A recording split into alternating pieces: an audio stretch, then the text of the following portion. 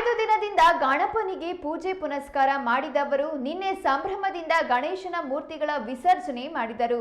ಈ ಸಂಭ್ರಮದ ವೇಳೆ ಕಹಿ ಘಟನೆಗಳು ಸಂಭವಿಸಿವೆ. ರಾಜ್ಯದಲ್ಲಿ ಗಣಪತಿ ವಿಸರ್ಜನಾ ಮೆರವಣಿಗೆ ವೇಳೆ ಡ್ಯಾನ್ಸ್ ಮಾಡುತ್ತಿರುವಾಗಲೇ ಇಬ್ಬರು ವ್ಯಕ್ತಿಗಳು ಹೃದಯಾಘಾತದಿಂದ ಸಾವನ್ನಪ್ಪಿರುವಂತಹ 2 ಪ್ರತ್ಯೇಕ ಘಟನೆಗಳು ಮಂಡ್ಯ ಮತ್ತು ಚಿಕ್ಕಬಳ್ಳಾಪುರದಲ್ಲಿ ನಡೆದಿವೆ. ಮಂಡ್ಯ ಜಿಲ್ಲೆಯ ಕೆಆರ್ಪೇಟೆ ತಾಲೂಕಿನ ಜೋತ್ತನಪುರ ಗ್ರಾಮದಲ್ಲಿ ಗಣಪತಿ ವಿಸರ್ಜನಾ ಮೆರವಣಿಗೆ ವೇಳೆ ಹೃದಯಾಘಾತದಿಂದ ವ್ಯಕ್ತಿ ಸಾವನ್ನಪ್ಪಿರುವಂತಹ ಘಟನೆ ನಡೆದಿದೆ. ಮಂಜುನಾಥ್ ಮೃತ ವ್ಯಕ್ತಿ ಕೆಆರ್ಪೇಟೆ ಪೊಲೀಸ್ ಠಾಣಾ ವ್ಯಾಪ್ತಿಯಲ್ಲಿ ನಿನ್ನೆ ಘಟನೆ ಸಂಭವಿಸಿದೆ.